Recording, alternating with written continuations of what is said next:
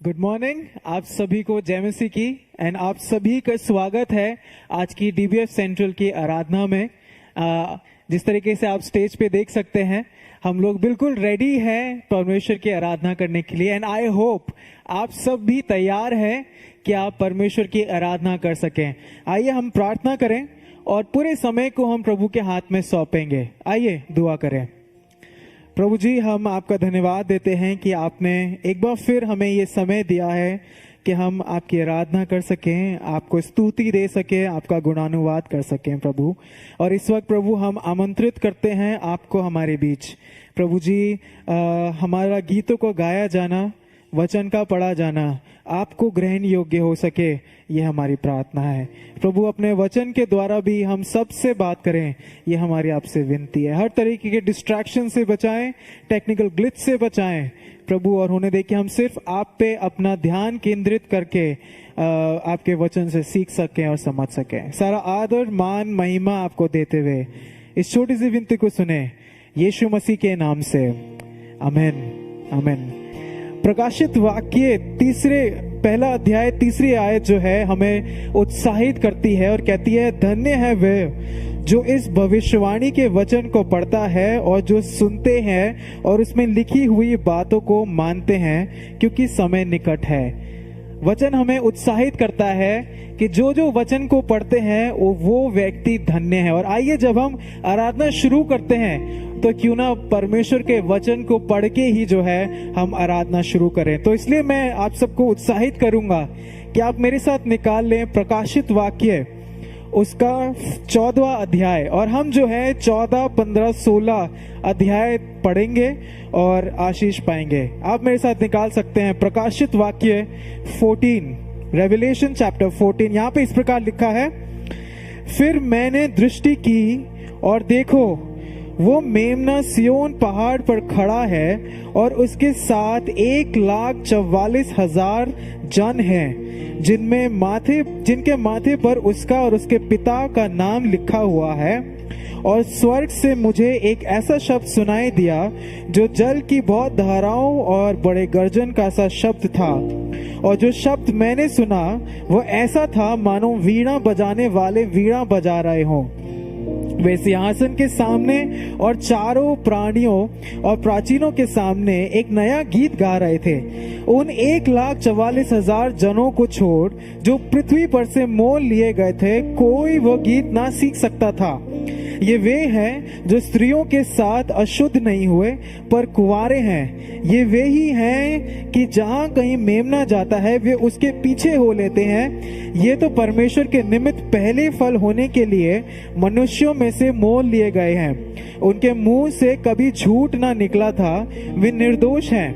फिर मैंने एक और स्वर्गदूत को आकाश के बीच में उड़ते हुए देखा, जिसके पास पृथ्वी पर के रहने वालों की हर एक जाति और कुल और भाषा और लोगों को सुनाने के लिए सनातन सुसमाचार था। उसने बड़े शब्द से कहा, परमेश्वर से डरो और उसकी महिमा करो, क्योंकि उसके न्याय करने का समय आ पहुंचा है। और उसका भजन करो जिसने स्वर्ग और पृथ्वी और समुद्र और जल के सोते बनाए हैं। फिर इसके बाद एक और दूसरा स्वर्गदूत ये कहता हुआ आया, गिर पड़ा, वह बड़ा बेबीलोन गिर पड़ा, जिसने अपने व्यभिचार की कोपमय मदिरा सारी जातियों को पिलाई है। फिर इनके बाद एक और तीसरा स्वर्गदूत बड़े शब्द से कहता हुआ आया, जो कोई उस पशु और उसकी मूर्ति की पूजा करे और अपने माथे या अपने हाथ पर उसकी छाप ले, वो परमेश्वर के प्रकोप की नीरी मदिरा जो उसके क्रोध के कटोरे में डाली गई है पिएगा, और पवित्र स्वर्गदूतों के सामने और मेमने के सामने आग और गंधक की पीड़ा में पड़ेगा।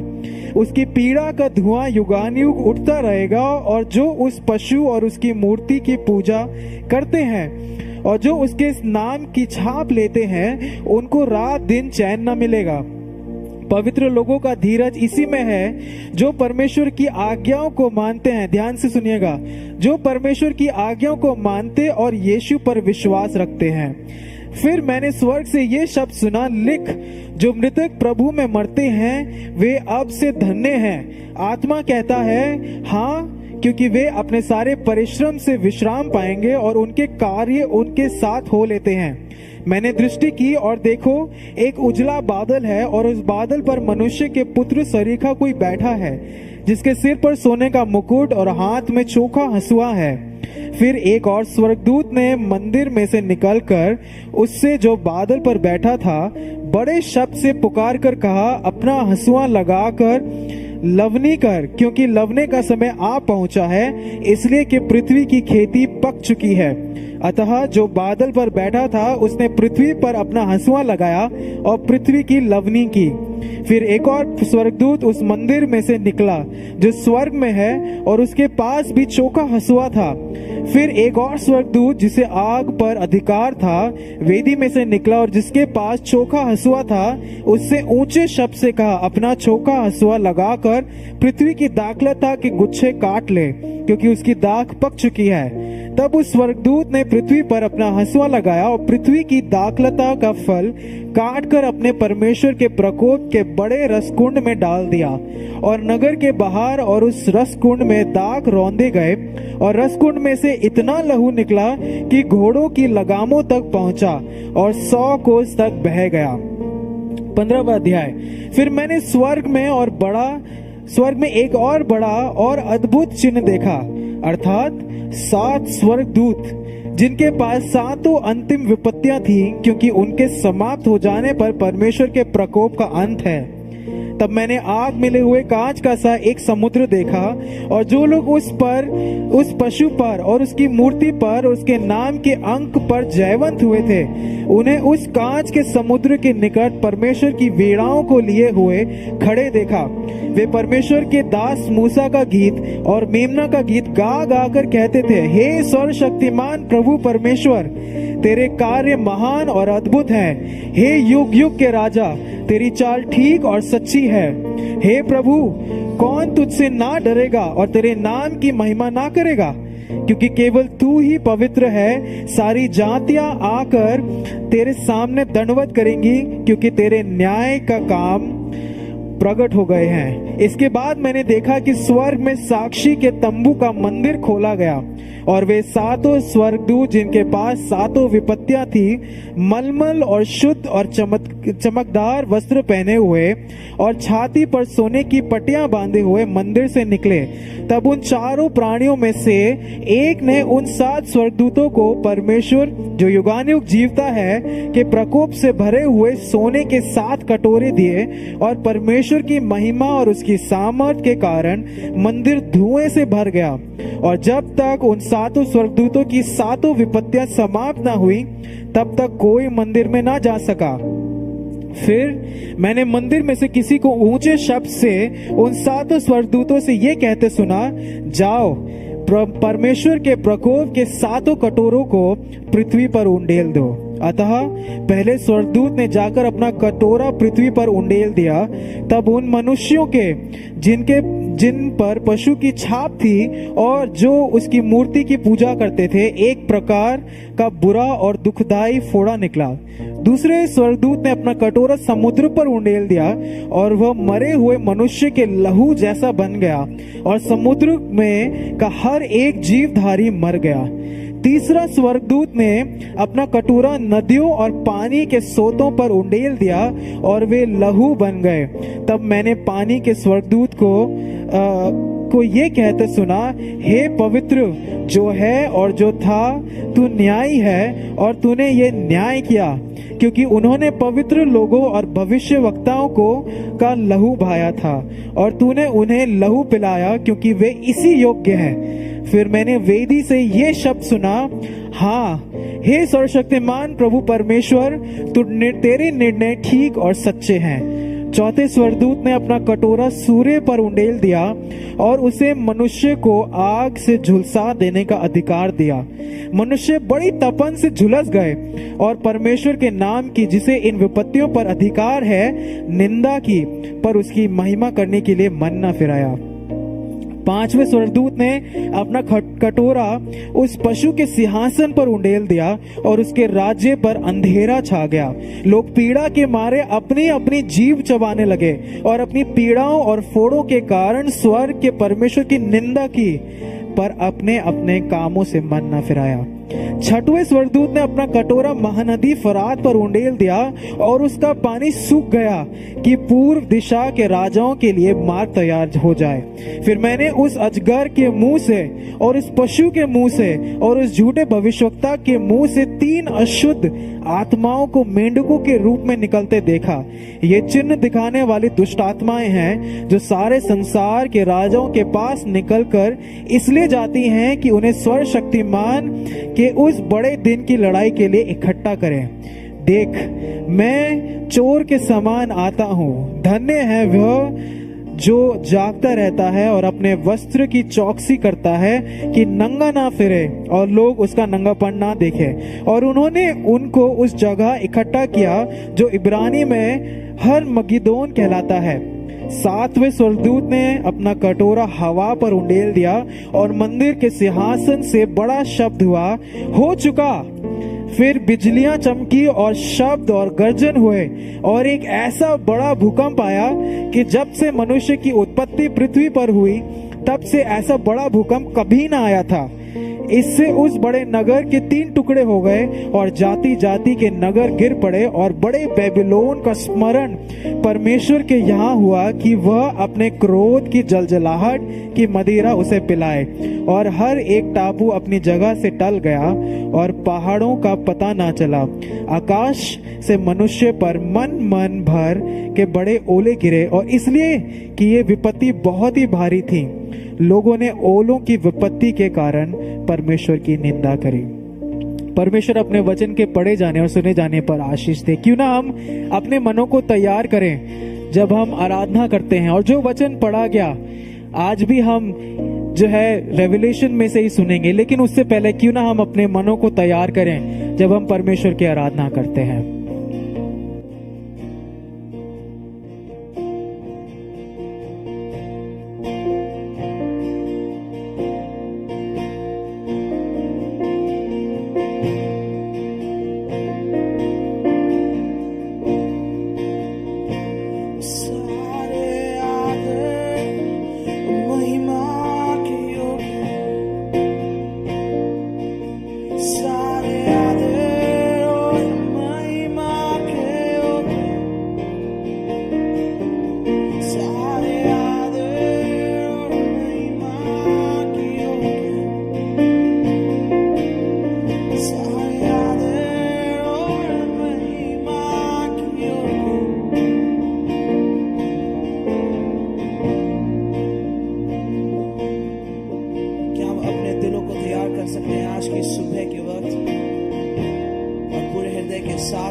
उसकी आराधना करने के लिए आए हैं मिलजुल कर। आमीन। उसका प्यार हमारे लिए इतना बड़ा है, more than what we deserve।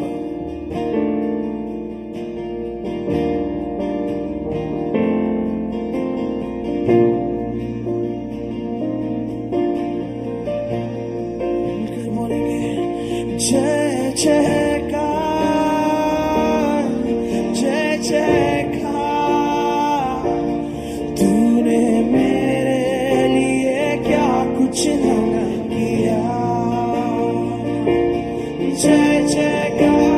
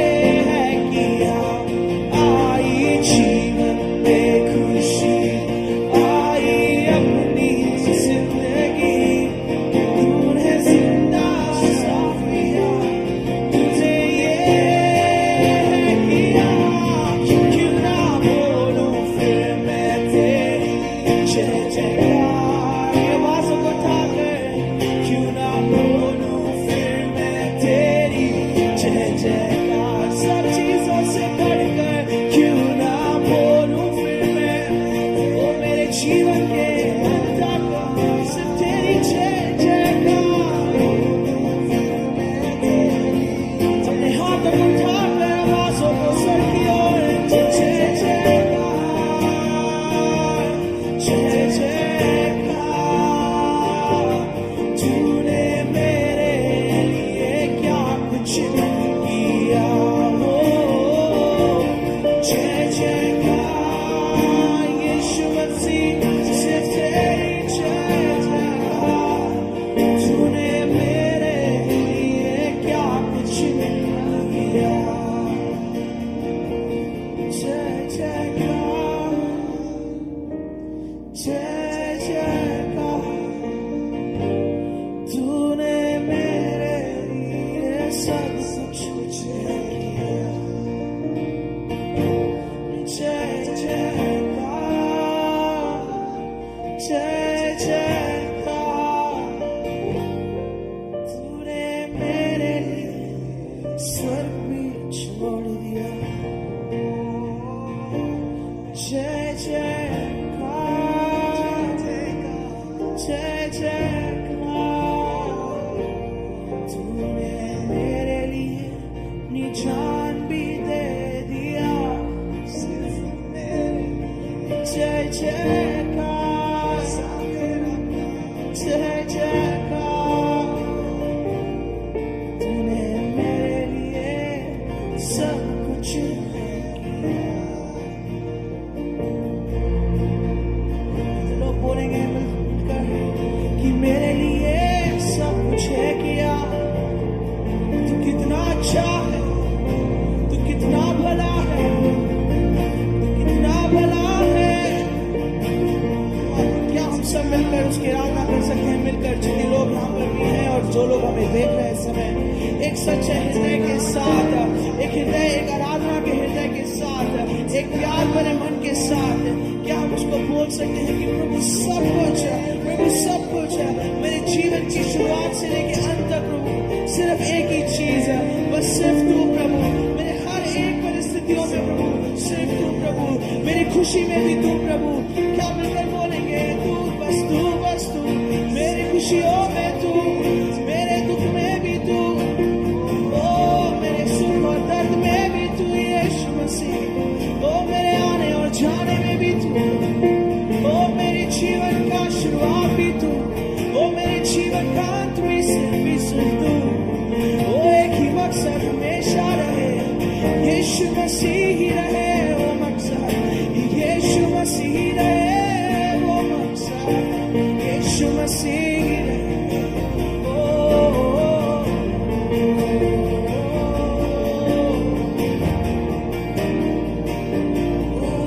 सब चीजों से भी बढ़कर तेरा प्यार, सारे चीजों से भी बढ़कर तेरा प्यार।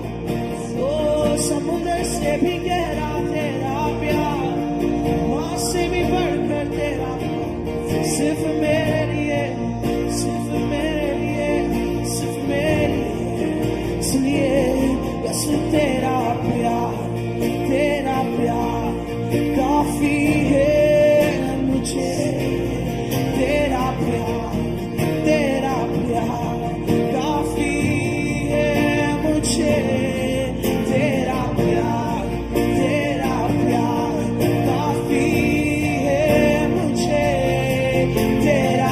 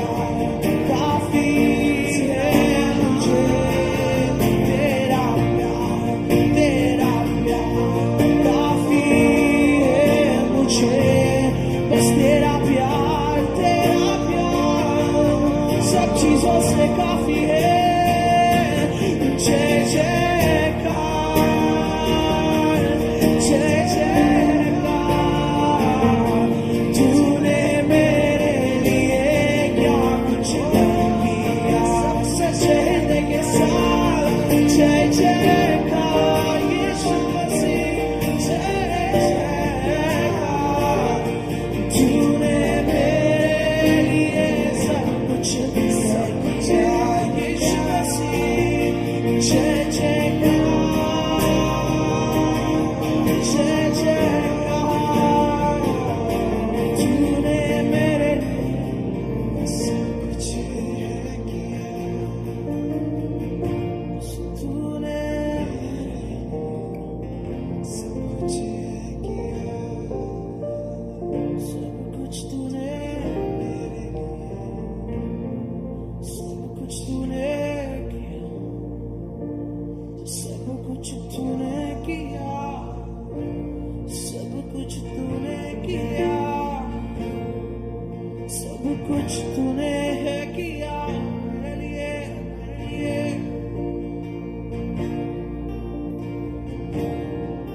मेरे लिए आ गया मेरे लिए तू गाना मेरे लिए तू जीव वापस भी आने वाला साथ ले जाने वाला है सदा सदा तेरे संग ले जाने वाला है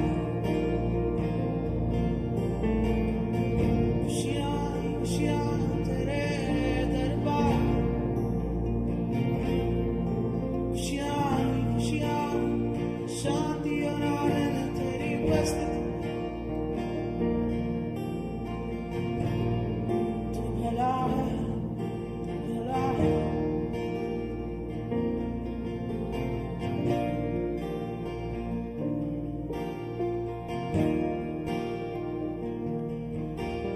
यीशु मसीह यीशु मसीह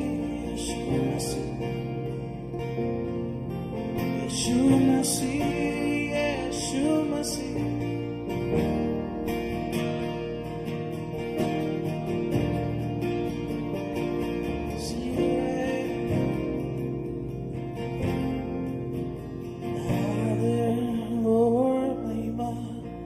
स्तुति प्रशंसा आदर और महिमा स्तुति प्रशंसा आदर और महिमा स्तुति प्रशंसा आदर और महिमा बस स्तुति प्रशंसा आदर और महिमा स्तुति प्रशंसा आदर और महिमा स्तुति प्रशंसा आदर और महिमा स्तुति प्रशंसा आदर और महिमा स्तुति प्रशंसा आदर और महिमा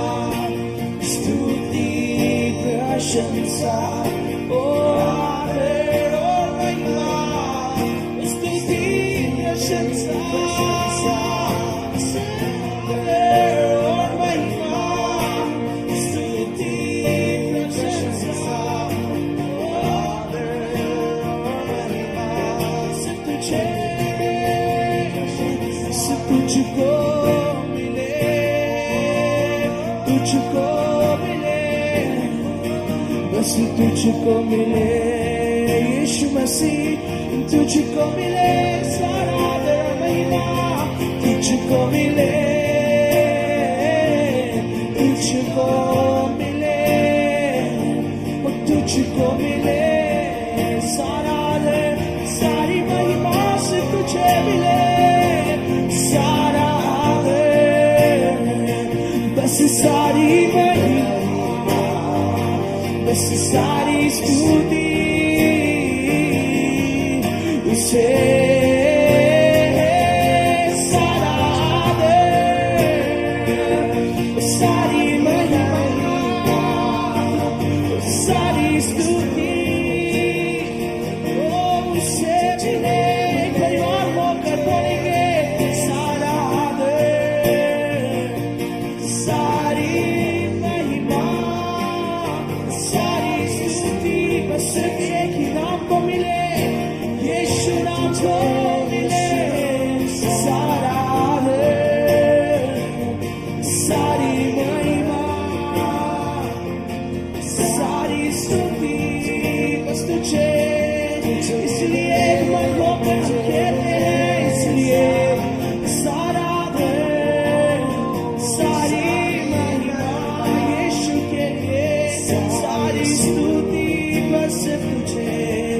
तुझे मिले सारा दर, सारी महिमा, सारी स्तुति बस तुझे, सिर्फ तुझे। इसलिए आदर और महिमा, स्तुति प्रशंसा, आदर और महिमा।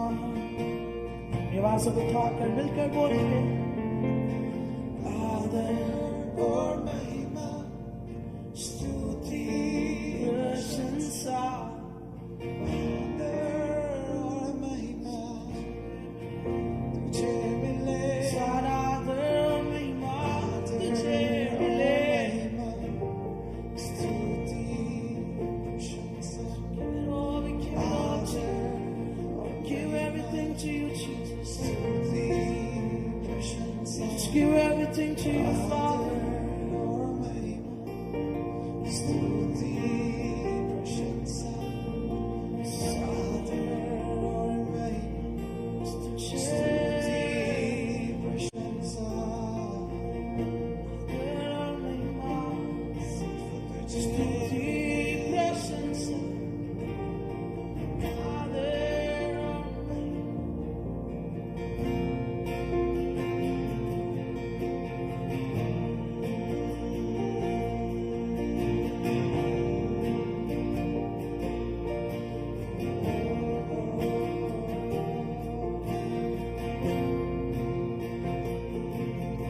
Come on, can we just worship Him the way just we want to? Just give Him all the glory and honor today. क्या हम अपने जैसे हम उसको देखते हैं कि प्रभु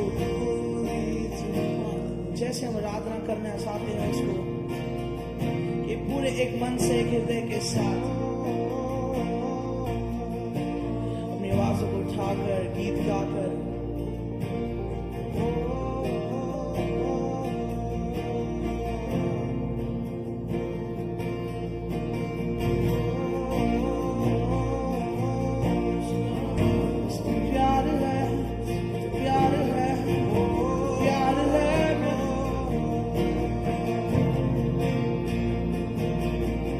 से प्यार है, प्यार है, प्यार है, प्यार है तुझसे, प्यार है, प्यार है, प्यार है, प्यार है तुझसे, प्यार है, प्यार है, प्यार है, प्यार है तुझसे, प्यार है,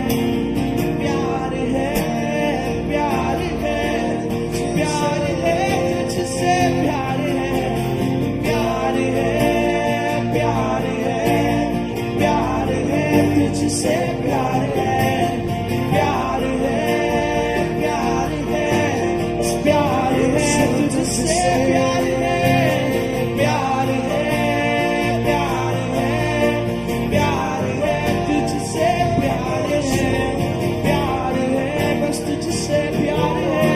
यीशु मसीह कितने लोग बोल सकते हैं, बस प्यार है, प्यार है, प्यार है तुझसे, प्यार है, प्यार है, प्यार है, ओ यीशु मसीह,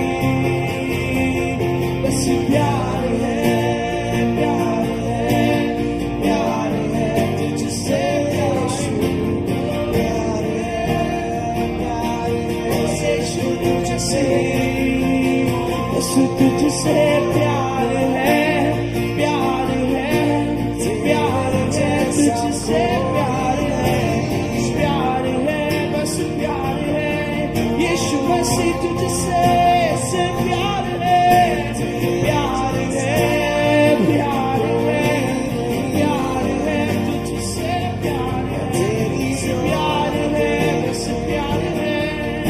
क्या हम बोल सकते हैं कि धन्यवाद तुझे, ओ धन्यवाद यीशु, धन्यवाद, ओ धन्यवाद यीशु, धन्यवाद, ओ धन्यवाद इस जीवन के लिए, धन्यवाद यीशु मसीह। बोलेंगे ओ धन्यवाद मेरी सलामती के लिए, धन्यवाद मेरी परिवार की सलामती के लिए, धन्यवाद, ओ धन्यवाद यीशु,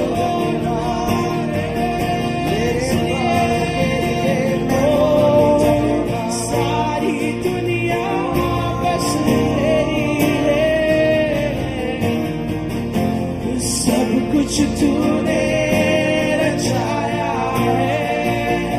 तब बोलेंगे सारी दुनिया तेरी है, उसमें भी मैं तेरा हूँ। सब कुछ तूने रचाया है,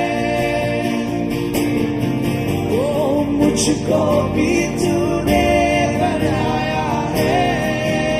तेरे जैसा, ओ तेरे जैसा किया है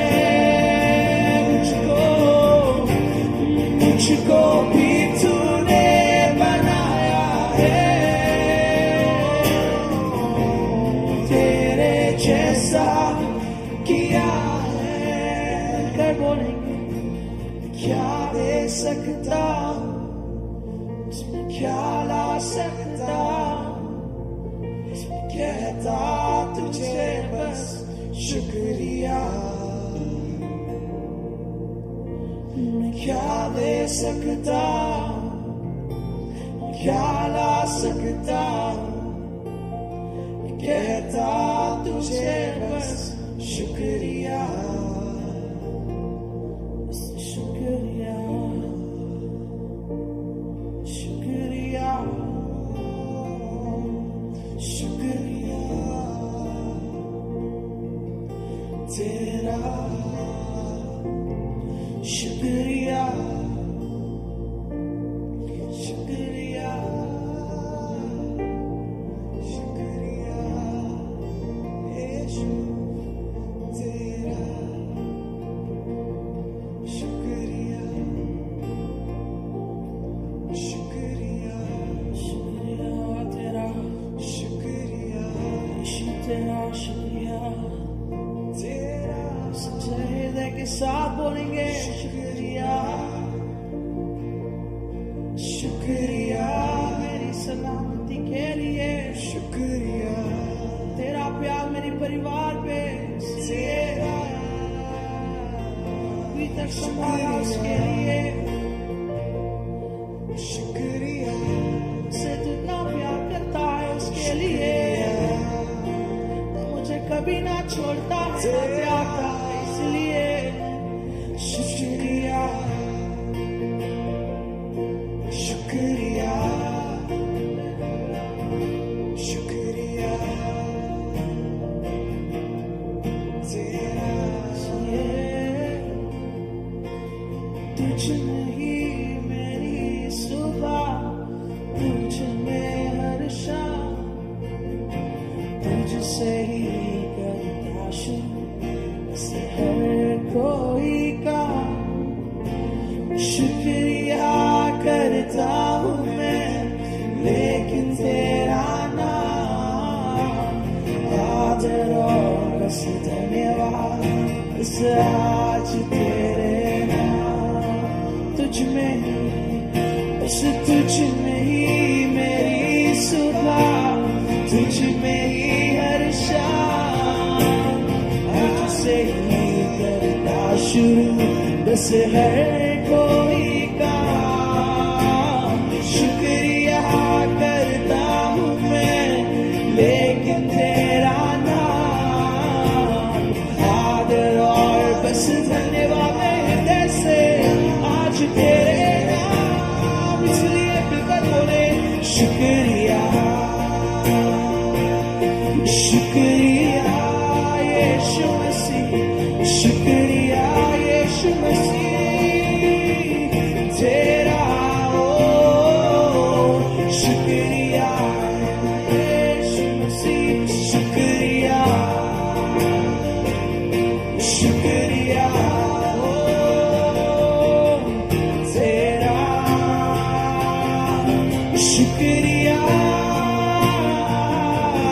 शुक्रिया, शुक्रिया तेरा। कि जैसे मैं बोलूँगा शुक्रिया, शुक्रिया, शुक्रिया तेरा, शुक्रिया।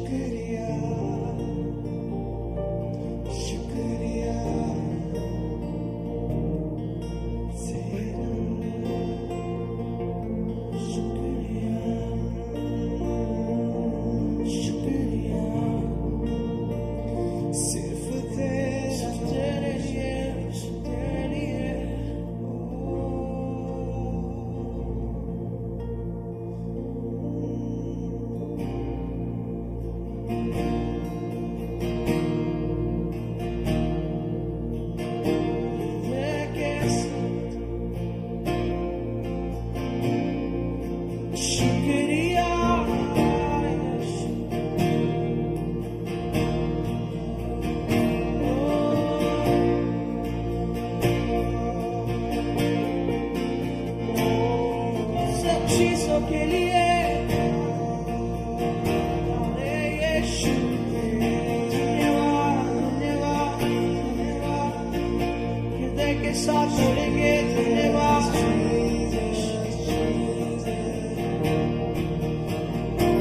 ओ अब दूर नहीं है किनारा जीवन को हमारे बढ़ाना जीवन की हमारी इस नैया को भव सागर में खोने ना देना अब दूर नहीं है किनारा क्या हम अपनी जगह पर खड़े होकर गा सकते हैं जीवन हमारे बढ़ाना आवाज उठाकर जीवन हमारी सिनैया को भव सागर में खोने ना देना हालेलुया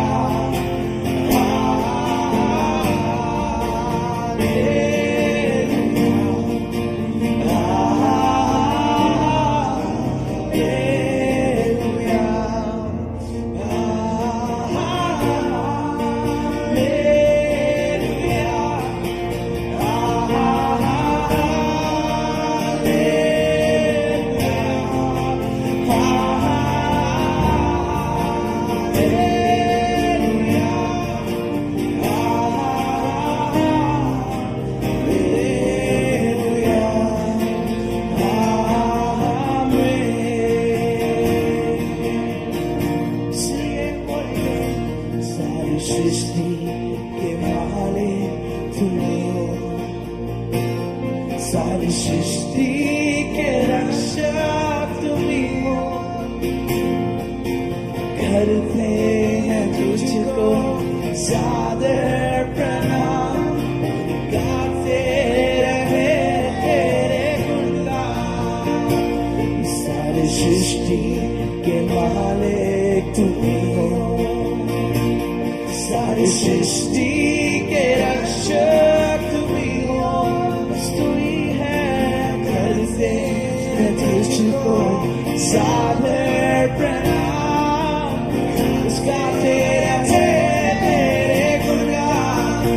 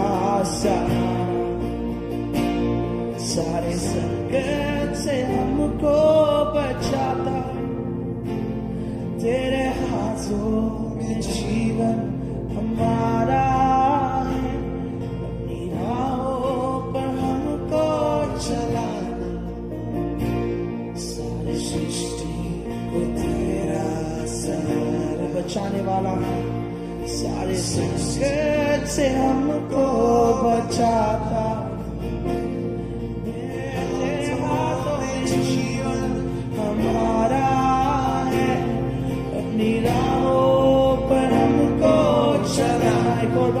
बोलेंगे सारी सृष्टि को तेरा सहारा, सारे संकट से हमको बचाना, तेरे हाथों में जीवन हमारा है, अपनी राहों पर हमको चलाना।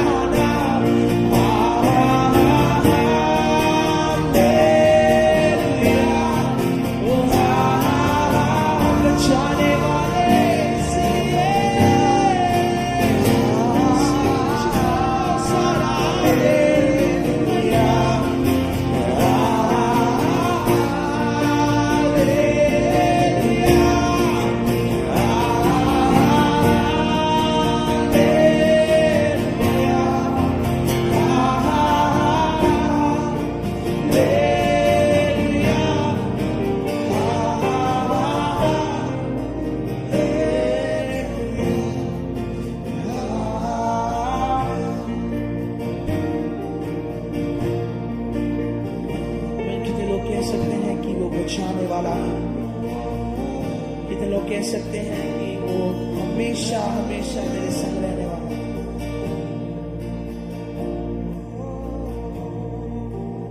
क्या हम कहीं पर भी ऐसा एक प्रेम पा सकते हैं जो हमारे दर्द को अपना दर्द बना लेता है, हमारी कठिनाइयों को अपना कठिनाई बना लेता है।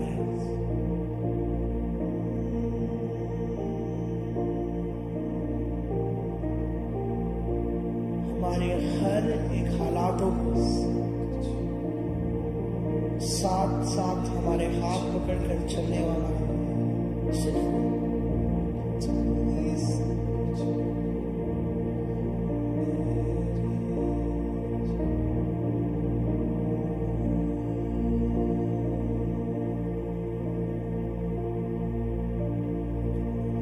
प्रभु, हम अपना प्यार शब्दों से या गीतों से हम बयान नहीं कर सकते। Jesus, we can't tell how much we love you, Father. We can't just explain that how much we love you, Father. You are more than what we sing. हम जो गाते हैं उससे आप बढ़कर हैं, जो हम बोलते हैं आप उससे बढ़कर हैं।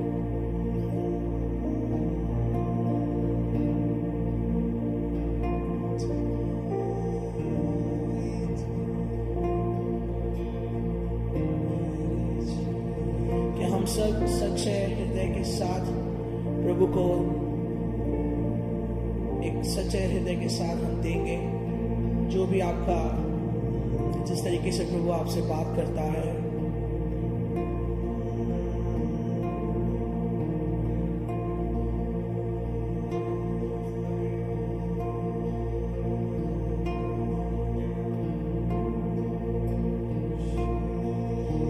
इस शरीर मंदिर में हरदम तेरी प्रशंसा रहे। इस शरीर मंदिर में हरदम तेरी प्रशंसा रहे। इस शरीर मंदिर में हरदम तेरी प्रसन्नता रहे। इस शरीर मंदिर में हरदम तेरी प्रशंसा है। मेरे जीवन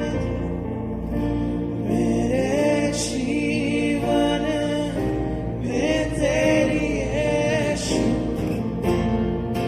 ज़रूरत है। मेरे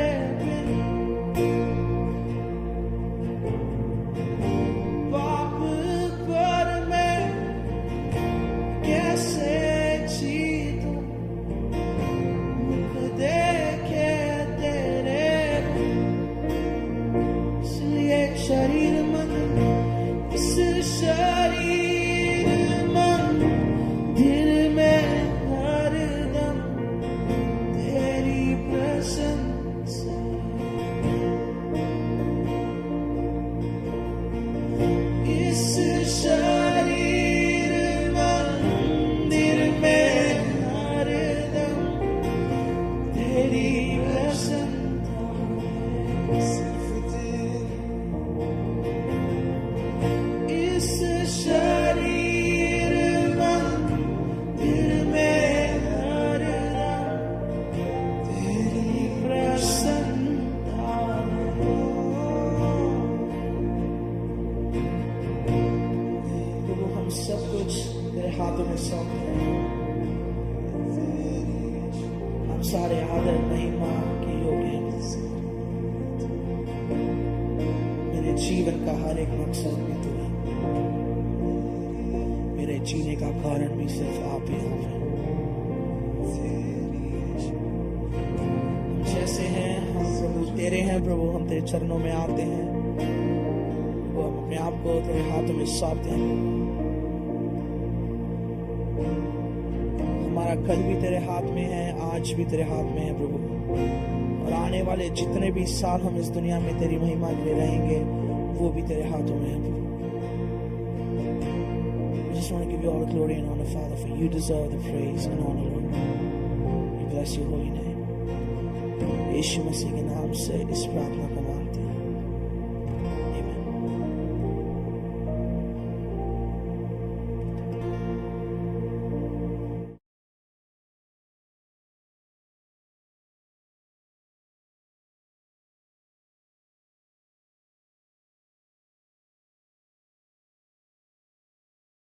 एक युद्ध है जो कि घनिष्ठ था और क्रूस पर उसकी विजय की घोषणा की गई। फिर भी हम विजय को चुनने के लिए संघर्ष करते हैं। अक्सर हम एक संघर्ष में होते हैं। विश्व व्यवस्थाओं के प्रभाव, हमारी अपनी स्वार्थी इच्छाओं और दुष्ट की योजनाओं के प्रभाव से हम इस संघर्ष के प्रभाव को पाप के माध्यम से महसूस करते हैं। हम अक्सर डरते हैं, हम निराश हो जाते हैं और हार मान लेते हैं। लेकिन प्रभु का वचन पाप और मृत्यु की हार और झूठ को उजागर करता है। वचन घोषणा करता है प्रभु यीशु मसीह के आगमन की। यह हमारे संघर्षों की आशा का रूप है। इस संसार पर उसका राज्य चुने। अपरिचितता और रहस्य के बादल के साथ भी प्रकाशित वाक्य की पुस्तक एक स्पष्ट घोषणा को प्रकट करती है। कल जीत लिया गया है, डरो मत। विश्वास को दूर करने के लिए चुने।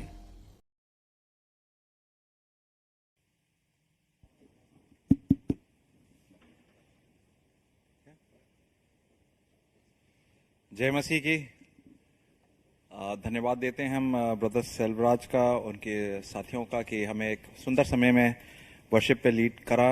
और आज का जो वर्शिप जब चल रही थी तब मैं ये सोच रहा था कि प्रभु ये माहौल जो है ख़त्म नहीं हो, चलता रहे। और आपको मालूम है ये माहौल कहाँ पे चलता रहेगा? जब हम प्रभु के साक्षात कदमों में उनके विराजमान जब होंगे, उनके सामने जब होंगे, तब ये माहौल जो है वर्शिप का चलता रहेगा हमेशा। फाइनली हमें गोल्ड मेडल भी मिल गया और बेसिकली आर्मी को बुलाना पड़ा करने के लिए, मगर धन्यवाद देते हैं कि एक मौका मिला इस देश में खुशी का भी। और अगर इस वाली सिचुएशन को अगर अपनी लाइफ में लगाएं कि हमें ओलंपिक स्टार्ट होने से पहले अगर मालूम होता कि गोल्ड मेडल मिलना है, तो ये जो जर्नी है ओलंपिक्स देखने की थोड़ी व्याकुलता से परे होती। मतलब थोड़ा सा हमारा मन लगा रहता कि क्या है, कभी कभार बिल्कुल मन मुरझा जाता था कि जरा सा भी होके ब्रॉन्ज मेडल मिस कर गए, ये हो गया वो हो गया, मगर मन लगा रहता कि हमें मालूम होता कि लास्ट डे से एक दिन पहले हमें गोल्ड मेडल मिलेगा। प्रकाशित वाक्य की जो जर्नी है हमारी, वो भी इसी हिसाब की है कि प्रकाशित वाक्य में हमें पहले से ही निर्धारित कर दिया गया है, पहले से ही पता चल गया है कि विक्ट्री जो है, विजय जो है, परमेश्वर यीशु मसीह के नाम में मिल चुकी है। कल जो है हम विजयी हैं कल के लिए। उस कल की वजह से अगर विजयी हैं तो आज हम निडरता से विश्वास में जी सकते हैं। और यही एक छोटा सा मैसेज है प्रकाशित वाक्य। प्रकाशित वाक्य है वैसे प्रकाशित वाक्य वैसे है तो बहुत भयंकर, आप कह सकते हैं कि बड़ी मिस्ट्री है, ये है वो है, कुछ पता नहीं चलता है। मगर इसको संक्षिप्त तरीके से अगर आप लगा सकें तो यही इसका मैसेज है कि हम आज विश्वास में विजयी रह सकते हैं क्योंकि कल पे विजय है। प्रार्थना करते हैं। परमेश्वर, धन्यवाद देते हैं समय का और इस अवसर का कि जब हम वचन पढ़ सके, वचन सुन सके, और आज हम वचन में जब जाएंगे तो हमारे मनों को व्याकुलता से बचाएं, मनों को बांधें प्रभु जी, और जगह जगह हमारे मन में जब भटकता है तो उसको वापस बांध कर लाएं। जिस यंत्र को इस्तेमाल करते हैं उसकी कमी बाधा ना बने वचन को देने से। ये सारी प्रार्थनाएं प्रभु यीशु मसीह के नाम से मांगते हैं, आमीन। पालिका बाजार आप लोग सब गए होंगे और मेरा भी वहाँ का कुछ एक्सपीरियंस है, और वहाँ का एक्सपीरियंस चीज़ों से ज़्यादा यही एक्सपीरियंस रहता है, यार हम वहाँ जाके लुट गए। और इतना तो मेरे साथ बहुत बार हुआ है। तो एक दफ़ा मैं रेबैन लेने गया चश्मा, मुझे मालूम था कि वहाँ पे क्या होगा, मगर जब मैं वहाँ गया तो देखा कि अलग अलग किस्म के चश्मे थे और उन्होंने कहा कि ये है वो है। और फिर मुझे उन लोग ने बार्गेनिंग करने का मौका भी दिया और मैंने बार्गेनिंग भी करी और काफ़ी अच्छा लगा बार्गेनिंग करने के बाद कि मैं जीत गया हूँ। और उन्हें कहा ये लीजिए, और वो भी, उसने भी मुंह बना दिया कि वो भी मुरझाया हुआ सा मुंह। तो मैंने कहा अच्छा, हो सकता है कि यार मैं वाकई में मैंने अच्छी बार्गेनिंग करी है। और जब मैंने दोस्तों को दिखाया जाकर तो उन्होंने कहा अरे एक बार हमसे पूछ लेते।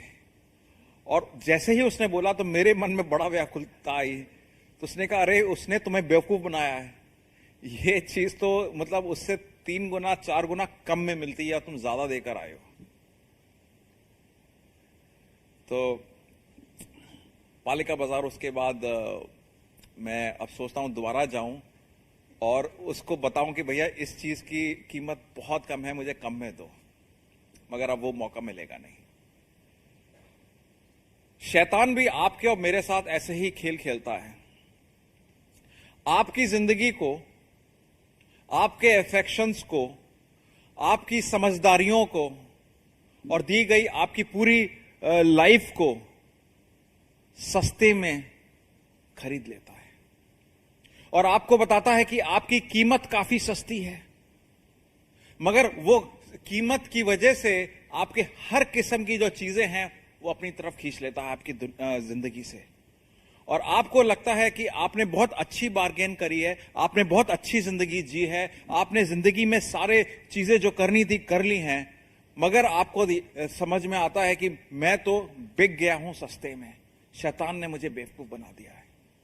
क्यों? क्योंकि जो चीज सस्ती थी दुनिया की, वो चीज बहुत महंगे में मेरे को बेचती। और वो महंगा क्या पड़ा?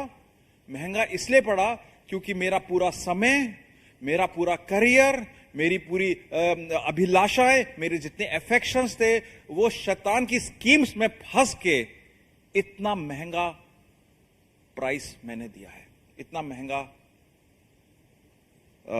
जो खर्चा है वो मैंने दिया है। और हो सकता है आज आप और मैं भी इसी में फंसे हों। आज का वचन से यही वचन आपको बताएगा कि शैतान जो है मुझको और आपको सस्ती चीजें जो है महंगे में बेचता है, जैसे पालिका बाजार में है। मगर आप और मैं ये जान लें कि आपका और मेरा जो कीमत है प्रभु यीशु मसीह के बहे हुए लहू से बहुत ज्यादा है। और अगर वो कीमत को आप और मैं जान लेंगे तो शैतान की दी गई चंगुलों से, शैतान की दी गई सस्ती चीजों में मैं और आप नहीं फंसेंगे। और तब जाकर शैतान निराश हो जाएगा। Satan will get frustrated। और यही आज का मैसेज है। टाइमलाइन मैं आपको दिखाना चाहूंगा प्रकाशित वाक्य का। तो आप लोग अगर टाइमलाइन देखते हैं तो उस टाइमलाइन को मैं थोड़ा समझाना चाहूंगा और उस हिसाब से प्रकाशित वाक्य और दिलचस्प और अच्छी तरह से समझ में आएगी। तो आप लोग को मालूम है प्रभु यीशु मसीह को क्रूस पे चढ़ाया गया था। अगर स्क्रीन पे देख रहे होंगे तो यहां पे नीचे टाइमलाइन होगी। तो प्रभु यीशु मसीह को क्रूस पे चढ़ाया गया। क्रूस के चढ़ाने के बाद तीसरे दिन रेजरेक्ट हो जाते हैं, वो वापस आ जाते हैं कब्र से बाहर। और उसके 40 दिन तक वो अपने चेलों के साथ महिमा में एक वेश में उनके साथ घूमते हैं, उनके साथ बातें करते हैं, और उस 40 दिन के बाद वो आसमान में चले जाते हैं। और उसके 10 दिन बाद, मतलब उनकी रेजरेक्शन से 50 दिन बाद, पेंतुकुस के दिन पवित्र आत्मा का सामर्थ चेलों पे उतरता है, और उस दिन कलीसिया का बर्थ होता है। उस दिन से कलीसिया स्टार्ट होती है। और 50वें दिन, जो 50वें दिन से लेकर अब जब तक प्रभु हमें कलीसिया को ऊपर लेकर नहीं जाएंगे, तब तक हम उसको कह सकते हैं कलीसिया का समय है, चर्च एज है, ग्रेस एज है। और मैं और आप उस एज में आज जी रहे हैं। हो सकता है प्रभु आज इस समय सरमन के चलते समय शाम तक, हो सकता है 1 साल बाद, 10 साल बाद, हो सकता है मेरे और आपके जिंदगी के काल में ना हो, वो हमें रैप्चर, हमें ऊपर बुला सकते हैं बादलों में। और वहां पर 7 साल का समय स्टार्ट होगा, जो प्रलय का समय बोलते हैं। और वो 7 साल के बारे में आपको नंबर्स आते रहेंगे इस श्रृंखला में, प्रकाशित वाक्य में आप पढ़ेंगे। और वो 7 साल में उसको अगर आप 2 भागों में बांट सके, 3.5वां साल पहला और 3.5वां साल आगे का, उसमें बहुत दिलचस्प कारनामे होते हैं। उसमें एक प्रभु यीशु मसीह का विरोधी, जिसको अंग्रेजी में एंटी क्राइस्ट बोलते हैं, वो चढ़ जाता है, वो आ जाता है, और वो लोगों को बहला फुसला के बेवकूफ बनाकर पूरी दुनिया पर राज करने लगता है।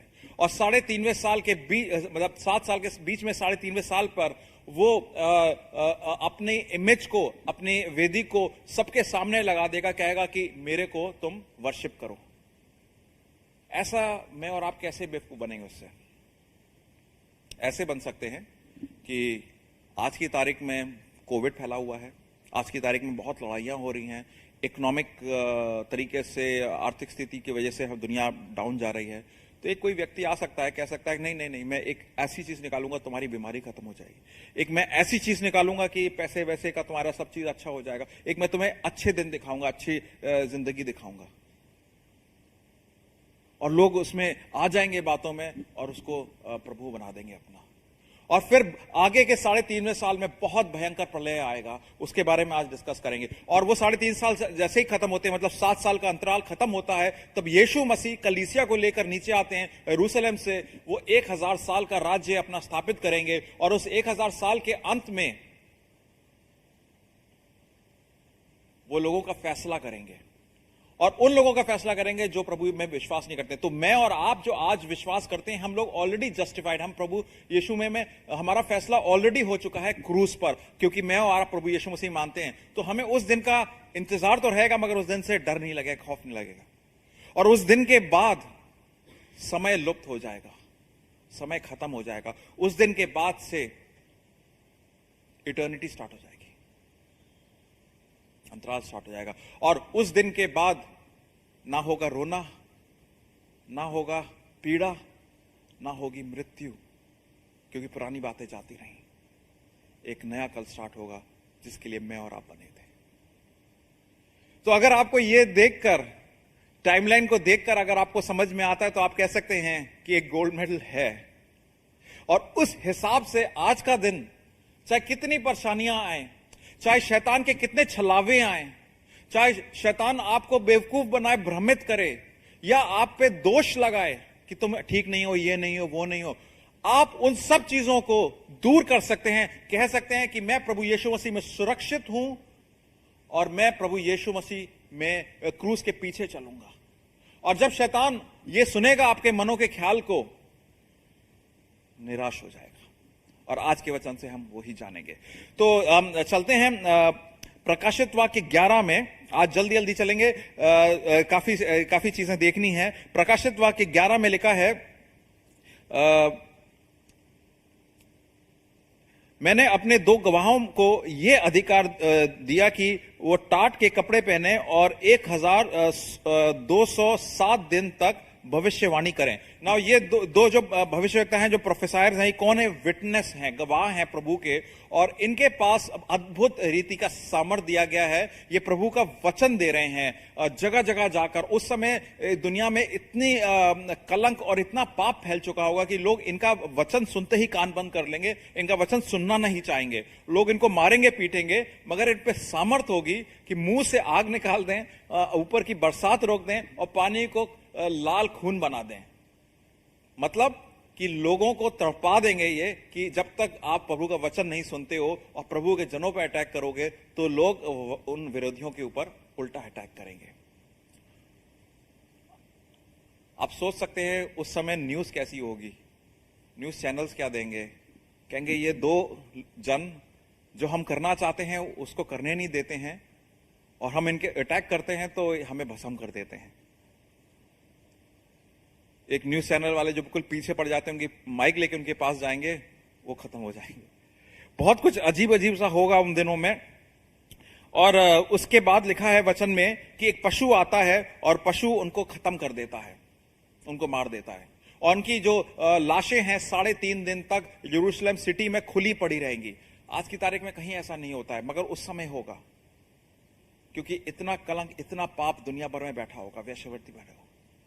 और वो पूरी दुनिया के लोग देखेंगे। कैसे देख सकते हैं? आज की तारीख में इंटरनेट में जहां जरा सा कुछ इवेंट होता है, हर जगह वो फैल जाता है, हर जगह पता चल जाता है। तो ऑब्वियसली उस समय तक तो पता नहीं 7G 8G आगे बहुत कुछ फैल गया होगा। इंटरनेट अच्छी तरह से इंटरनेट की ग्रिप आ गई होगी पूरी दुनिया पे, तो ये सारी चीजें पॉसिबल होंगी।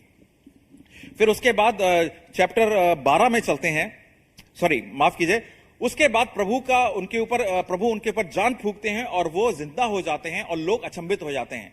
और उसके बाद उन दोनों गवाहों को प्रभु अपने पास बुला लेता है। इसका मतलब यह है कि पहली चीज, हमें दुनिया में जितना भी आतंक, जितना भी कालापन, जितना भी पाप फैल रहा है, उससे सरप्राइज्ड या हैरान नहीं होना है, पर प्रभु में सुरक्षित बने रहना है। We should not be surprise but be secure in God today. आप अखबार में पढ़ते हैं, अरे ये हो गया, वो हो गया, ठीक है, मतलब आप सरप्राइज ना हो, बल्कि ये कहें कि इतना नीचा गिरता जा रहा है इंसान। सरप्राइज होने की कोई मतलब नहीं है। इनसे सरप्राइज होने की जगह आप प्रभु में सिक्योर बने रहें। आगे चलते हैं चैप्टर 12 में, और चैप्टर 12 में आज केंद्र है वचन का, जहां पर हम देखेंगे वहां पर एक चिन्ह मिलता है एक औरत का, जिसका जो इजराइल डिपिक्ट करे गए हैं। उनके पास एक बच्चा है जिसको यीशु मसीह कहते हैं, और एक पशु जो शैतान है उनको अटैक करता है, उनको खत्म करने के लिए आता है। एक तरीके से क्रिसमस सीन है। मैं और आप क्रिसमस सीन में एक छोटा सा गौशाला बना देंगे, वहां पे मरियम को बैठा देंगे, क्यूट सा बच्चा, और अलग अलग चीजें चिन्ह होंगे, मगर ये असली क्रिसमस सीन है।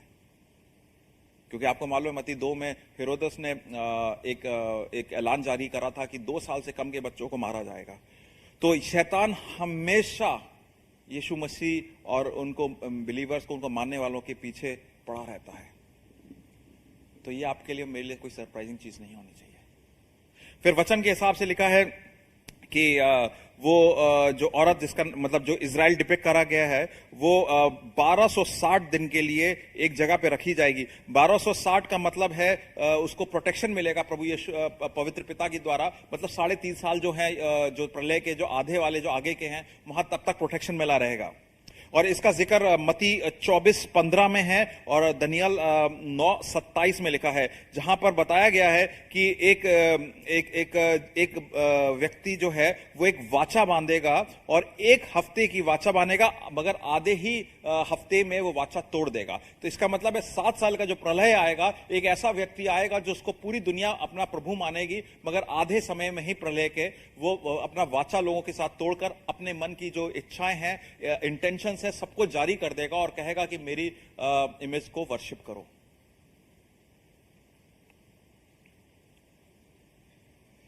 और फिर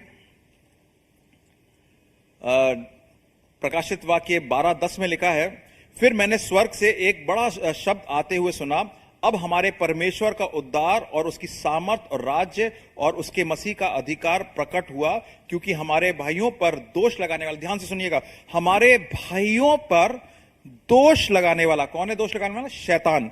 दोष लगाने वाला जो रात दिन हमारे परमेश्वर के सामने उन पर दोष लगाया करता है, गिरा दिया गया। ये उसकी निराशा है, ये उसका फ्रस्ट्रेशन है। तो ये आने वाले समय का एक इवेंट है, उसको नीचे गिरा दिया जाएगा। मगर आज वो मेरे और आप पे दोष लगाता है, सुबह शाम। तो सुबह आपने कुछ किया, सुबह आपने कुछ सोचा, सुबह आपने कुछ बोला, उसका तुरंत प्रभु पवित्र पिता के पास शैतान जाकर दोष लगाएगा। रात को आपने किया, वो तुरंत दोष लगाएगा। और अगर आप प्रभु में नहीं हैं, प्रभु के पवित्र लहू में सुरक्षित नहीं हैं, तो उस दोष में आप फंस जाएंगे। और पालिका बाजार में मैंने सस्ती चीज को महंगी प्राइस में खरीदा था, उसी तरीके से शैतान के छलावे में, शैतान के सस्ते छलावे में आप अपनी महंगी विश्वास को बेच खाएंगे। क्या ऐसा मैं और आप कर रहे हैं आज? क्योंकि वचन आगे बताता है, वो दोष लगाया करता था, वो गिरा दिया गया, वो मेमने के लहू के कारण और अपनी गवाही के वचन के कारण उस पर जयवंत हुए। क्योंकि दोष तो लगा है, मगर वो जयवंत भी हो गए। और कैसे जयवंत हुए हैं? मेमने की लहू की वजह से और अपने गवाही के वचन की वजह से। मैं भी बताऊंगा ये कैसे होता है। और उन्होंने अपने प्राणों का प्रिय ना जाना, यहां तक कि मृत्यु सह ली। इसका मतलब यह है कि आज शैतान मेरे और आप पे अगर दोष लगा रहा है, शैतान आपको और मुझे झूठ बोल रहा है, शैतान मुझे और आपको भ्रमित कर रहा है, छलावा दे रहा है कि कोई बात नहीं, दुनिया में सब चलता है, तो कहीं उसकी बातों में मैं उलझ के और आप उलझ के फंस तो नहीं गए? अगर फंस गए हैं तो उसने एक सस्ती सी झूठ आपको बोला है, और उस सस्ते से झूठ में आपका विश्वास अपनी तरफ, महंगा विश्वास, आपकी जिंदगी जो महंगी कीमत से ली गई है, उस महंगी कीमत को अपनी तरफ बटोर लेता है। अब आप पे कुछ नहीं है देने के लिए। और वही चीज, पालिका बाजार वाला इंसिडेंट आपके और मेरी लाइफ में शैतान करता है। जबकि आप अपनी कीमत को जाने, आपकी कीमत पवित्र यीशु मसीह ने क्रूस पर खरीदी है। अगर प्रभु यीशु मसीह ने प्रभु यीशु मसीह का लहू मेरे और आपके लिए उससे खरीदे गए हैं, तो मेरे और आप बहुत महंगे हैं, शैतान की सस्ती झूठ के लिए बिकने योग्य नहीं है।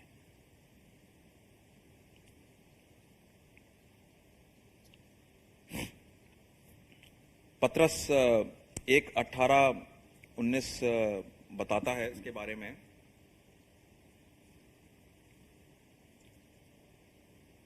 क्योंकि तुम जानते हो कि तुम्हारा निकम्मा चाल चलन जो बाप दादाओं से चला आता है, उससे तुम्हारा छुटकारा चांदी सोना अर्थात नाशवान वस्तुओं के द्वारा नहीं हुआ है। शैतान यही कहता है। शैतान आपसे कहता है कि दुनिया में ऐसी कोई चीज नहीं है जो तुम्हें खरीद सके। ये नहीं कहता, ये कहता है तुम तो बिकाऊ हो, दुनिया की कोई भी चीज तुम्हें बहला फुसला लेगी और तुम्हारे लिए अच्छी रहेगी। खाना पीना, ऐशो आराम और दुनिया के पैसे भी। मगर वचन कह रहा है कि दुनिया की कोई ऐसी चीज नहीं है जो तुम्हें खरीद सकती है, पर निर्दोष और निष्कलंक मेमना अर्थात मसीह के बहुमूल्य लहू के द्वारा हुआ है। इसका मतलब है कि जो आप जिस चाल पे चलते थे पहले प्रभु यीशु मसीह के विश्वास आने में, जिस सोच विचार में फंसे हुए थे, जिन कार्यों में फंसे हुए थे, उन कार्यों पे अगर आप चलते तो शैतान अगर आपको अक्यूज करता या आप पे दोष लगाता तो आपका भस्म हो जाना ही सही था, क्योंकि वही आपके लिए आगे रास्ता था, वही आपको पनिशमेंट मिलनी थी। मगर पनिशमेंट में ब्रेक आ जाती है क्रूस की वजह से, और उस क्रूस में क्या होता है कि मेमने का वध होता है और उसका जो बहुमूल्य लहू जो फैलता है उस वजह से आपका जो निकम्मापन है, आपका जो विचार है, आपके जो कार्य हैं जो गलत थे, वो सब ढक जाते हैं और आप पवित्र होने के साथ साथ बहुमूल्य हो जाते हैं उस लहू की वजह से। और उस वजह से आपका शैतान की बातों में आना मुमकिन ही नहीं रहता है। और वहां पर शैतान आपको सस्ते में खरीदने के लिए जाता है। आप कहते हैं मैं तो मेमने के लहू की वजह से महंगा हूं, और वहीं पर शैतान निराश हो जाता है, क्योंकि वो आपको सस्ती चीज बेच नहीं सकता है। जैसे मैं पालिका बाजार में जाकर मैं उनसे कहता ये सस्ती चीज मैं नहीं खरीदूंगा, इसका तो मुझे असली प्राइस पता है, तो वो निराश हो जाएगा, फ्रस्ट्रेट हो जाएगा।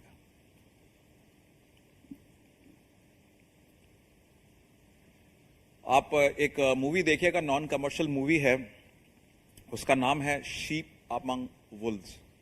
और ये मूवी है आज की तारीख में दुनिया में सबसे ज्यादा फास्टेस्ट ग्रोइंग चर्च की स्टोरी, और वो ईरान में है। और वहाँ पर बहनें काफ़ी उसमें आगे हैं, उन्होंने उस चर्च को बनाया है और चला रहे हैं। और उस मूवी में आप ट्रेलर देख सकते हैं, या मूवी भी पूरी यूट्यूब पे अवेलेबल है। उसमें एक बहन का इंटरव्यू है, और वो उसका आवाज़ बदल दी गई है ऑब्वियसली, ताकि उनकी पहचान ढकी रहे। वो बहन कहती है कि जब भी मैं घर से बाहर निकलती हूँ प्रभु के नाम में, प्रभु की सेवा में, तो मुझे एक ही सवाल मेरे मन में आता है कि तेरा दाम क्या है? What is your price? क्या तेरा दाम इतना है कि तेरे को देखेंगे कि तुम प्रभु यीशु मसीह की बिलीवर है, तेरी नौकरी चली जाएगी, तो मैं कहूंगा कि ठीक है, नौकरी तक बात आएगी तो फिर मैं पीछे चली जाऊंगी, तो तेरा प्राइस सिर्फ नौकरी तक का है। तेरे को धमकी मिलेगी कि तू प्रभु यीशु मसीह के पीछे जाएगी तो तेरे बच्चों को, तेरे हस्बैंड को, तेरे माँ बाप को मार देंगे या उन्हें नुकसान पहुंचाएंगे, तो तू कहेगी, मैं कहूंगी नहीं नहीं, मैं यहां तक वापस आ जाती हूं। तो तेरी कीमत क्या? थोड़ी सी ज्यादा यहां तक है। यहां पे वो बहन तो बात ही नहीं कर रही है मेरे और आपके डिस्कम्फर्ट्स की। हम तो यहां पे ही खत्म हो जाते हैं। अरे यार, आज उठने का मन नहीं कर रहा है, चर्च जाने का मन नहीं कर रहा है, या आज वो इंटरनेट सही नहीं चल रहा है, जूम पे पास्टर हर्षित बेचारे परेशान हो जाते हैं, अपना कैमरा ऑन कर लीजिए, कैमरा ऑन कर लीजिए। मगर हम तो नहीं मानेंगे, नाम बदल देंगे अपना, माना मेरा ही नाम लगा देगा कोई के इसका ही नाम से बंद कर दिया कैमरा। मतलब हम इसमें हैं यहां पर, वहां पे जान की बात हो रही है। कहती है कि मैं बाहर निकलती हूं तो मुझे मालूम है मैं अभी उम्र में कम हूं, तो मेरे पे अटैक कैसे होगा? सिस्टमिक तरीके से अटैक होगा। पहले मेरा बलात्कार करेंगे, मेरे को शर्मसार करेंगे और सबके सामने खड़ा कर देंगे। तो क्या मेरी कीमत यहां तक है कि मैं नौकरी, बच्चे, हस्बैंड या अपना बलात्कार से डर के पीछे चली जाऊं? या मैं कहूंगी क्रूस पर दिए गए लहू में वो बल है, क्रूस में दिए गए लहू में वो वेट है, जो तेरे झूठ से शैतान, जो तेरे छलावे से शैतान कहीं भारी है, कहीं महंगा है। और मैं उससे खरीदी गई हूं, मैं उससे नहाई हूं, उससे धोई गई हूं, और अब मैं नहीं पीछे चलूंगी। अब मैं तेरे सताव में नहीं आऊंगी, ना तेरे डर में आऊंगी, ना तेरे खौफ में आऊंगी, ना तेरे भ्रम में आऊंगी। मैं सीधे चलती रहूंगी, तेरे को नहीं देख रही हूं, क्योंकि मैं तेरे पीछे क्रूस का आकार है जो कहीं विशाल है, कहीं बड़ा है, और उसकी तरफ देखकर तेरे को पार करके चली जाऊंगी। और वो वहां बहन कहती है, और यही चीज, यही वचन प्रभु का आज मेरे को और आपको और कहता है प्रभु के प्रकाशित वाक्य 12 में, कि उनके गवाही का वचन मृत्यु तक था।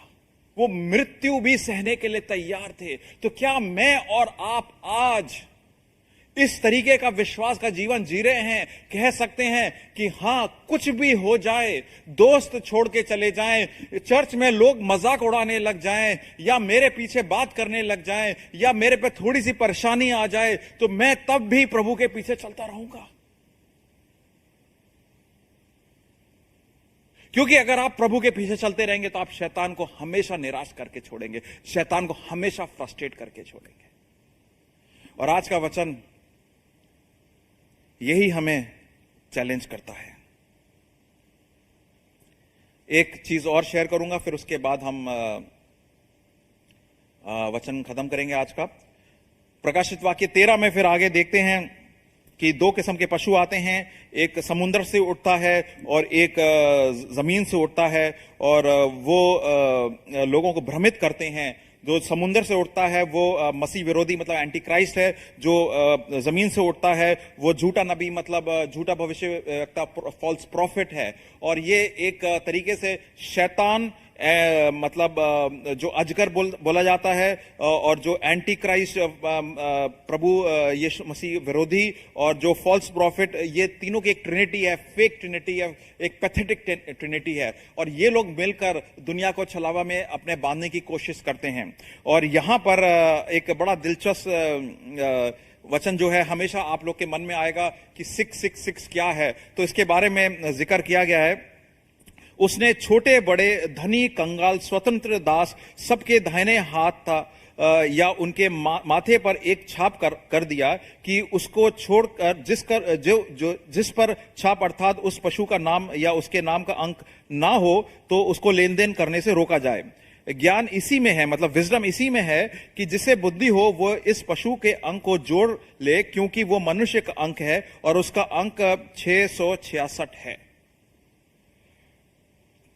अब एक चीज मैं प्लीज क्लियर कर देता हूं आपको, कोवैक्सीन कोविशील्ड की बोतल पे आप देखेंगे कहीं पे 666 नहीं लिखा है।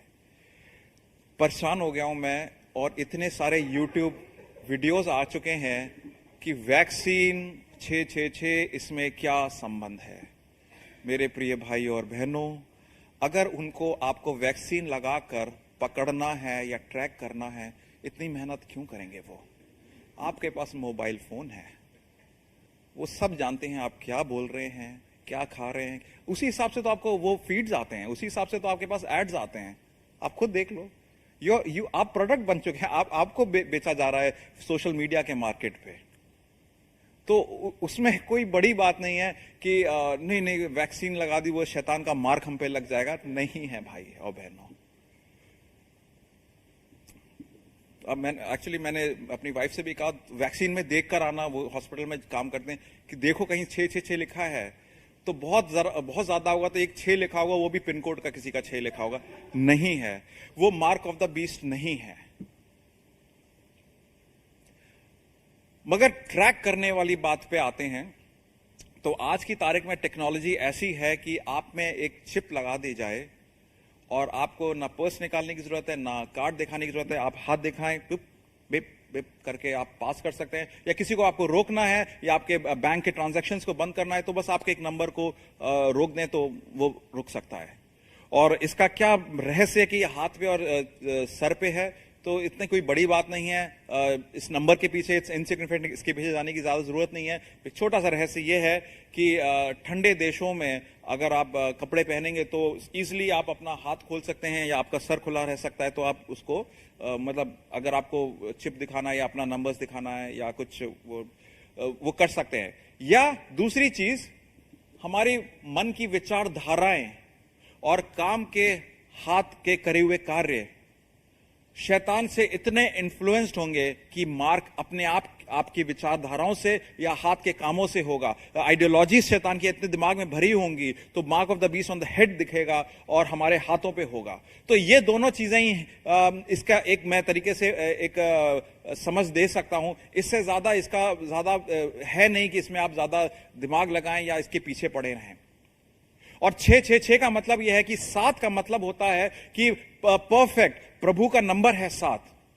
और इंसान जो है प्रभु बनना चाहता है मगर बन नहीं सकता है, वो 6 पे जाके रुक जाता है, इम्परफेक्ट। और इसी हिसाब से अगर ये unholy Trinity, fake Trinity, pathetic Trinity देखते हैं आप, शैतान की, मसीह विरोधी एंटी क्राइस्ट की और फॉल्स प्रॉफिट की, जो फॉल्स झूठा भविष्यवक्ता है, तो ये लोग भी प्रभु बनना चाहेंगे मगर 7 तक नहीं जा पाएंगे, 6 तभी 666 आता है। तो इसमें कोई बहुत बड़ी समझदारी नहीं है, बस ये समझना है कि हम कभी भी प्रभु की तरह पूर्ण नहीं हो सकते हैं, और जो पूर्ण नहीं है और वो प्रभु की तरह पूर्ण होकर दुनिया पर कब्जा करता है, तो उसका मार्ग है ये, और उसका मार्ग हम अपनी आइडियोलॉजीज में लेकर चल सकते हैं, उसका मार्ग से हम काम कर सकते हैं। तो इसलिए सर का और हाथ का एक्सप्लेनेशन है, इससे ज्यादा है नहीं कुछ। तो फाइनली आप और मैं कितने में बिक जाते हैं शैतान से, सवाल यही आता है। वो हम पे दोष लगाता है। रोमियो 8:1 कहता है, जो प्रभु यीशु मसीह में हैं उन पे कोई दोष नहीं है, उन पे कोई दंड की आज्ञा नहीं है। तो अगर आप प्रभु यीशु मसीह में हैं, प्रभु यीशु मसीह के रक्त से खरीदे गए हैं, तो आप पे कोई दंड की आज्ञा नहीं है। अगर शैतान आज आपको कहता है तुम इस लायक नहीं हो, तुम बेकार हो, you are not worth it, तुम ये नहीं कर सकते, तुम वो नहीं कर सकते, तुम दूसरों को देखो, वो दूसरे तुमसे कितना अच्छा कर रहे हैं, वो तुम इतना करते हो मगर वहां पे बहुत अच्छा होता है। मिनिस्ट्री में ये कंपैरिजन हो जाते हैं, अरे यहां पे इनका बजट इतना है, उनका बजट उतना है, तुम कितना करते हो, तुम पे इतने लोग आते हैं, तुम्हारे व्यूअरशिप इतनी है, तुम्हारी फॉलोइंग इतनी है। ये सारी शैतान के झूठ है यूहन्ना 8 के हिसाब से। इन झूठों में ना फंसें। अगर आप मिनिस्ट्री में हैं और आज आप इस इवैल्यूएशन में, शैतान के इवैल्यूएशन में फंस गए हैं, तो एक तरीके से शैतान ने पालिका बाजार वाली ट्रिक आप पे कर दी है। छोटा सा झूठ बेचकर आपका अफेक्शन खरीद लिया है, आपका समय बीत रहा है, आपका समय जा रहा है, आपका फेथ खत्म हो रहा है, फेथ खत्म होता जा रहा है। इन चीजों में ना पड़े। अगर आज शैतान आपको कह रहा है कि दुनिया में जो चीजें दुनिया में चल रही हैं वो ठीक है, क्योंकि प्रभु तुमसे तुम्हारे ऊपर वार करता है, प्रभु हो सकता है कि तुम प्रभु के पीछे चलो, तब परेशानी आएगी। और खासतौर से हमने देखा हमारे कलीसिया में काफी सारे ऐसे भाई बहन अन्य विश्वास से हमारे विश्वास में आते हैं और उनके साथ काफी प्रॉब्लम होती है और घबरा जाते हैं। हो सकता है आज आपको शैतान कहता हो कि दुनिया तुम्हें बहुत अच्छी तरीके से रखेगी, सोशल मीडिया, यूट्यूब प्लेटफॉर्म्स में बच्चे को एजुकेशन चलने दो, माँ बाप तुम लोग अपने काम में बिजी रहो, बच्चों का पालन पोषण यूट्यूब देख लेगा। प्रभु के पास लाओगे तो प्रभु तो बहुत आपको बांध देगा, ये करना है वो करना है। प्रभु नहीं बांधता है, प्रभु के लोग जो प्रभु की प्रैक्टिसेस लगाते हैं चर्च में वो बांधती हैं।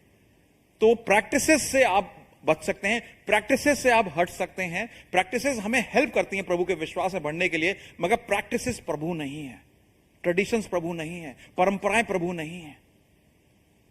मगर शैतान परंपराओं में बांध देगा, कहेगा तुमने ये नहीं करा वो नहीं करा तो तुम प्रभु में नहीं हो। तो उस झूठ में ना आए आप।